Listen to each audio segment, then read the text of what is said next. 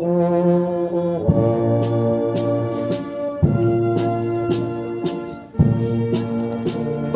na Crvenom krstu je simbol rodoljublja i primer prvog organizovanog bekstva iz jednog nacističkog logora, otpora fašizmu u porobljenoj Evropi 40. godina 20. veka. Ovo je srpska velika rana, ali i velika opomena. Ovo je i bol, i rana, i velika opomena i drugim narodima, Jevrejima, Romima, pa i drugim pripadnicima naroda druge vere. Mi smo pravdoljubiv narod, verujemo i držimo se međunarodnog prava koje se neki sete samo kada je njima u korist. Teško poverujemo u zlo, zato su generacije i generacije patile. Pati danas i naš narod na Kosovu i Metohiji, koga se nikada nećemo odreći i uz koga ćemo uvek biti.